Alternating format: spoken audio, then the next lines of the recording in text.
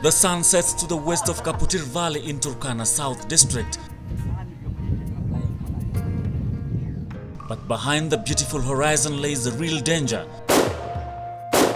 Incessant banditry attacks that have left in their trail fatal consequences.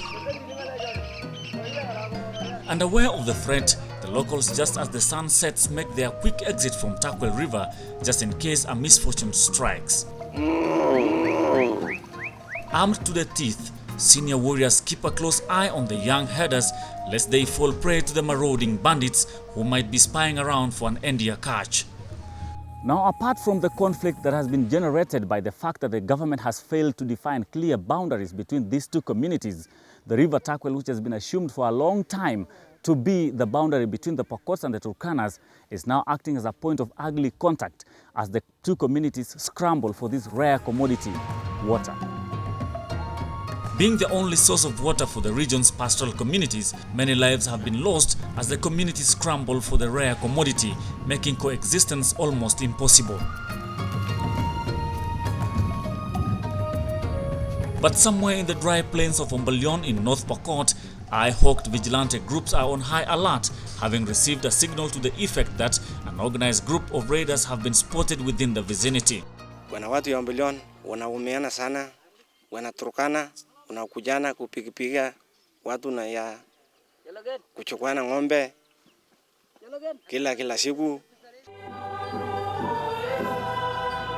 The festive mood that climaxed today with the arrival of Christmas Day and the accompanying tidings that come with the day are a remote disposition in this region, and on the converse, almost all the past seasons have been marked by a vicious visit by their adversaries.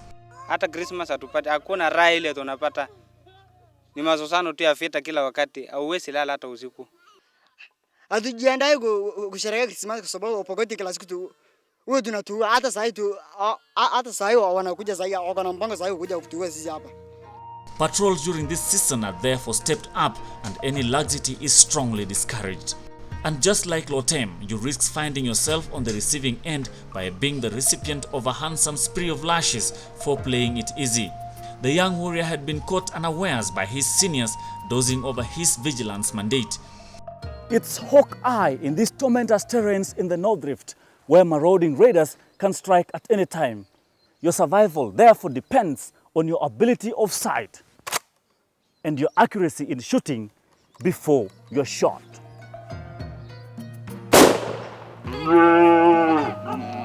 Back in the village, and women and children are anxiously waiting for a safe return of not only their husbands and fathers, but also their livestock, which has occasionally not been the case.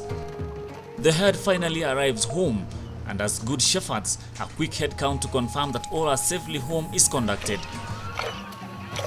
Women immediately embark on the task of milking the flock, a chore they have mastered with precision in an effort to quench the appetite of their hungry children who have spent the whole day without food. An alarm is then sounded, calling on all the warriors and elders to a formal meeting where everyone gives an account of the day's event and the following day's expectations, including the Channel 1 crew. While keeping vigil through the night, the young men would also have their entertainment in turns. This acts as a morale booster as the girls provoke their egos. But if the enemy doesn't strike, it is another morning for the residents to turn to their God of peace, stimulated by the sun rays shining through the horizon, presenting hope for yet another secure day. However, it's not yet leisure time for the warriors, who once again are presented with the Herculean task of protecting the community. But they are at least offered a breather, this time in form of a bloody delicacy, just to keep the spirits high to combat the day's many challenges. So much for a festive atmosphere. Kendagor, Obadiah, for Channel 1 in the Plains of Peril.